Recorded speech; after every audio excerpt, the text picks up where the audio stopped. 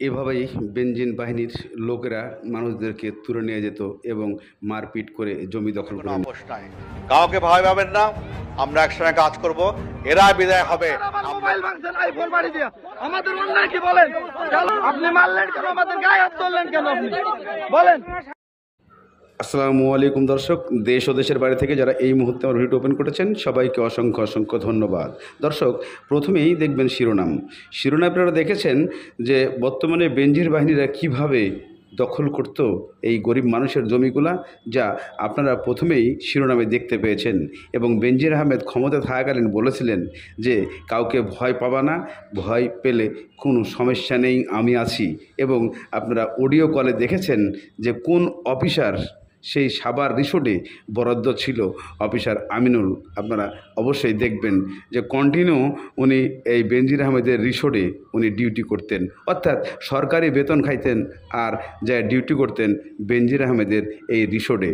আমাদের এই বাংলাদেশের মূল হিসাব নিকাশ ছিল এইভাবে, যারা বড় বড় কর্মকর্তা চাকরি করেন, কাজ করেন, জনগণের টাকা দিয়ে বেতন নেন, তারা সরকারি লোক নিয়ে যায় খাটান নিজের মূল রিসোর্টে। দর্শক, এরপরেই বাজে বিপত্তি। চলুন কিছু অংশ আমরা ভিডিওর দেখে আসি, তাহলে বুঝতে পারবো বেনজির আহমেদের। কেন আপনারা আমার মোবাইল ভাঙছেন আইফোন বাড়ি দিয়া, আমাদের অন্যায় কি বলেন? আপনি মারলেন কেন? আমাদের গায়ে হাত তুললেন কেন? আপনি বলেন। তা তো অনুসারীরা আছে, সবার বিষয়ে তো আর ওইভাবে কথা বলতে আমরা পারি না, আমাদের তো প্রাণের একটা ভয় আছে। আমাকে এইভাবে অবৈধভাবে মারলো কেন? সরকারি বেঞ্জির গেছে, বেঞ্জির স্যারের নির্দেশে কি এই পুলিশই আমাকে এরকম পিটবে? কেন আপনারা আমার মোবাইল ভাঙছেন আইফোন বাড়ি দিয়া, আমাদের অন্যায় কি বলেন? আমাদের অন্যায় কি বলেন? আমাদের পয়লা জুন সন্ধ্যা আড্ডা দিচ্ছিলেন স্থানীয় কয়েকজন। পাশেই পুলিশের সাবেক আইজি বেনজির আহমেদের গড়ে তোলা Savanna eco resort and natural park. এ সময় বোলতলি পুলিশ তদন্ত কেন্দ্রের ইনচার্জ আমিনুল ইসলাম সাদা পোশাকে কয়েকজন পুলিশ সদস্য নিয়ে হাজির হয়ে জানতে চান তাদের পরিচয়। রিসোর্টের গার্ড পুলিশকে জানায় সারাদিন সাংবাদিকদের সাক্ষাৎকার দিয়েছেন তারা। এরপরই সেখানে উপস্থিত থাকা 5 জনকে লাঠি দিয়ে পেটাতে শুরু করে পুলিশ। ভুক্তভোগীদের অভিযোগ, সেদিনই সময় সংবাদে সাবেক আইজিপি বেনজির আহমেদের জোর করে জমি। দর্শক, ইতিমধ্যে আপনারা কিছু দৃশ্য দেখেছেন বেনজির আহমেদের সেই পোষা যেই কর্মকর্তারা ছিলেন, যারা ওখানে গুন্ডা হিসেবে ব্যবহার হতেন, যারা এই ভুক্তভোগীদেরকে মারতেন এবং তাদেরকে আটকে নিয়ে যেতেন থানায় এবং বিভিন্ন ধরনের শাস্তি দিতেন।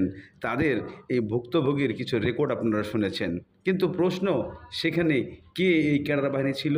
ক্যাডার বাহিনী অন্য কেউ নয়, উনিও এক কর্মকর্তা, যা বেনজির সাহেবের একজন কর্মকর্তাকে উনি কন্টিনিউ ওইখানে রাখতেন, সেই এই তাণ্ডবগুলা চালাইতো, যা আপনারা ভিডিও শেষে দেখতে পাবেন যে সে কে আমিনুল এবং কিভাবে তাণ্ডব চালাইতো এবং কিভাবে সে তাণ্ডবের জন্য বিশেষ করে যখন কেউ কোনো হুমকি হামকি দিত তখন কিভাবে বেনজিরের সঙ্গে কথা বলতো, সেই জিনিসগুলোও আপনারা এই ভিডিওর মাঝখানে পাবেন।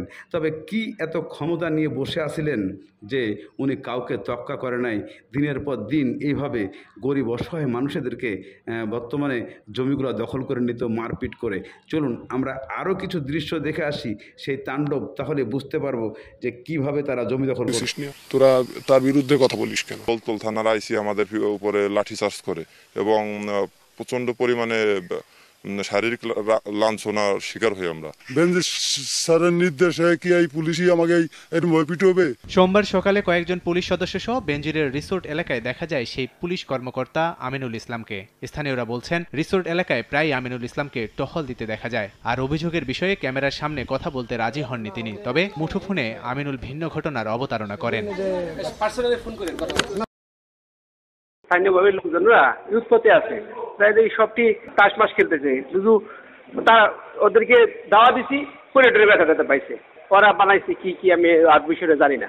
ওরা কি বলতেছে কি অতর্কিত হামলা কুমুক আনতে এইসব কিছু বিষয় সত্য না, এটা ভিন্ন খাতে নিয়ে চেষ্টা করতেছিল ওই সময় না, যার পরে সব ঠান্ডা এখন চুপ হয়ে রয়েছে।